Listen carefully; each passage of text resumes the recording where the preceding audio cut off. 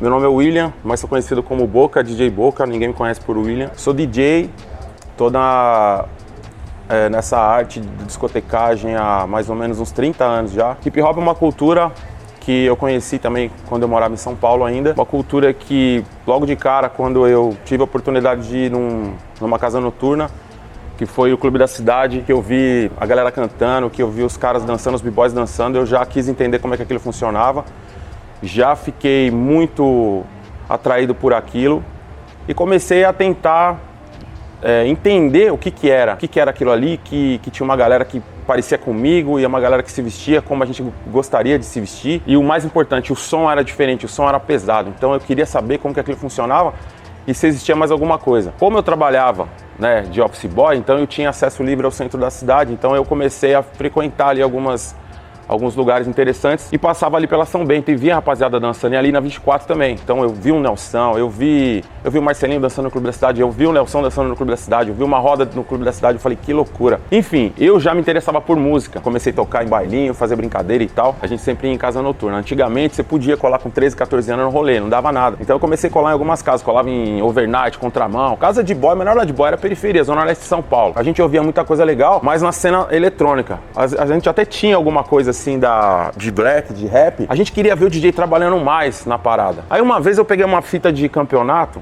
chegou na minha mão uma fita de campeonato e eu vi os DJs fazendo performance. Eu falei, isso é louco, o cara tá manipulando e tal. Só que eu não vi os DJs fazendo isso na noite. Eu tentava fazer alguma coisa, mas eu não vi os caras fazendo. Aí quando eu fui, primeiro rolê de uma casa, de um salão black, que foi o Clube da Cidade, que eu vi o Easy Nylon, o Grandmaster dos caras fazendo isso, eu falei, nossa, é isso aí mesmo. E comecei a entender qual que era do hip hop. E aí a gente não tinha muito acesso à informação, só tinha revista e ideia. Você não tinha de onde pegar. De vez em quando aparecia um programa, alguma coisa assim, mas era uma coisa meio distorcida. Quando eu comecei a perceber o que era a cultura hip hop, que eu comecei a ver que uma rapaziada que cantava andava junto com uma rapaziada que dançava, o pessoal fazia grafite e os DJs estavam sempre por ali. Quando eu vim para Rio Preto, que eu conheci a rapaziada do Supersonic, que antigamente eram os detonadores do rap, que eu vi que aquela rapaziada andava tudo junto e tinha um estilo assim muito peculiar, a gente se identificou com aquilo lá. A gente falava, pô, cara, isso daqui é o hip hop. E o pessoal gostava do estilo de música que a gente tocava, que era o rap.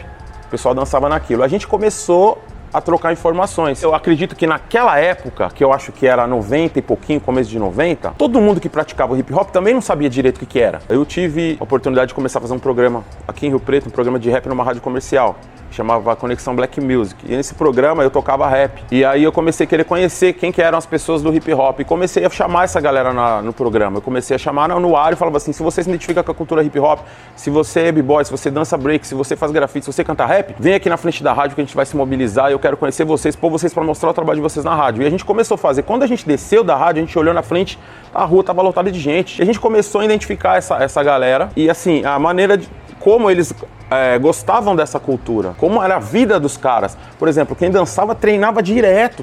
Quem era DJ treinava muito. Quem MC, quem cantava, ficava compondo e queria saber de cantar. E grafite é a mesma coisa, o pessoal ficava desenhando. Então, o que eu acho mais interessante, mais assim, formidável na cultura hip hop é a capacidade de juntar 4 formas distintas de arte em uma arte só. E como o hip hop pegou toda essa diversidade e usou para causar esse impacto. Então você imagina, existe alguma cultura mais poderosa que essa? Você consegue pegar as principais formas de expressão, então você pega a poesia, você pega artes plásticas, você pega a música e você pega a dança. São todas, não tem como escapar, não tem um ser humano que não vai se identificar com uma delas. Então você traz ele. Foi aí que a gente começou a aplicar isso pedagogicamente nos projetos sociais. Os pedagogos que queriam aplicar a cultura hip hop não tinha como, não tinha. Então eles começaram a pegar a gente tinha o conhecimento. Então a gente começou a participar de projetos sociais e começamos a aplicar isso na prática para a molecada, porque a gente sabia que isso atraía. Você não tem como não atrair uma pessoa. Ela se identifica inevitavelmente com alguma coisa do hip hop. Como o hip hop conseguiu, de uma maneira ou de outra, ajudar as pessoas nesse momento pandêmico. No meu caso, eu usei muita música, compondo, produzindo música, ficava em casa, porque a gente tinha que ficar em casa. Então, além de eu ouvir muita coisa de música, mas eu também criava muita coisa. Então eu ficava criando ali, eu ficava treinando os scratches, os movimentos, as técnicas e pesquisando também, porque era um momento que a gente queria saber o que estava acontecendo dentro do hip hop no mundo, como as pessoas estavam passando por isso. Mas eu acredito que o ponto forte que você tem como ferramenta assim, de mecanismo para você conseguir passar uma situação dessa, como no caso foi a pandemia, que foi uma coisa ímpar, uma coisa que ninguém tinha passado, devido a uma cultura com quatro elementos distintos, você tem, por exemplo, no caso da música, eu estava falando, eu tenho como compor, mas para eu fazer um rap, eu preciso de um cara que vai escrever a letra dele. Então eu com um cara que vai rimar em cima da música, a gente tem ali uma troca. Você tem a tecnologia, o cara me manda uma letra, eu coloco a letra dele em cima de uma batida e devolvo para ele. Então a gente tem um tempo ocupado, pra gente não ficar pensando besteira e não ficar naquela ansiedade. Então eu acredito que cada um que faça parte do hip hop soube utilizar bem essa capacidade de usufruir dessa diversidade cultural que a gente tem dentro do hip hop. Ainda que a gente tenha essa evolução tecnológica, cara, que hoje eu vejo o hip hop não mais como o hip hop que a gente via antigamente, eu vejo o hip hop muito mais abrangente, abrangindo outras maneiras de arte.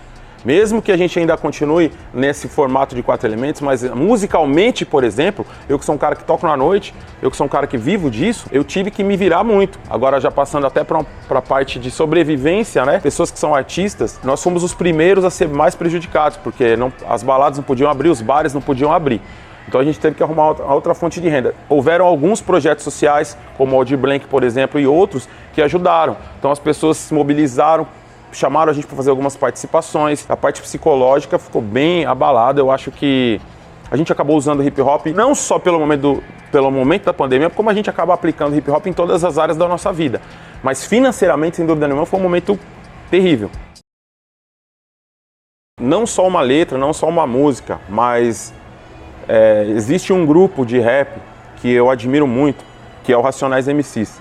Especialmente o Mano Brown, pela postura dele, a capacidade que ele tem de se reciclar e de se renovar. É um cara que é um poeta incrível, mas ele tem uma capacidade muito grande de se reciclar. Então a gente passou uma transição muito forte, tudo online, a galera toda na internet, o funk muito forte. Então o Brown, a gente observa a capacidade dele se integrar com essa geração nova, de fazer assim, e de continuar contemporâneo ao mesmo tempo, sem perder os valores, sabe? Então eu admiro muito, é um grupo que eu tenho como referência, sim, não só poeticamente, mas também profissionalmente, como postura de palco, profissional, a maneira como eles se articulam no mercado e também musicalmente, porque eles produzem um material e é de alta qualidade, sempre remetendo à originalidade da produção, de sample, do rap, da maneira tradicional do rap, sem deixar de ter aquela pitada nova. Então, sem dúvida nenhuma, Racionais e Mano Brown eu cito como referência e também como letras que estão sempre ajudando a gente a se reciclar e a ter uma força para o dia a dia, porque são letras atuais, letras que estão falando da dificuldade do cotidiano, do ser humano, da vontade de você estar passando suas barreiras, conquistando o dia a dia. E eu acho que não só para mim, mas são referência para muitas pessoas, para força mesmo, para exemplo de conduta.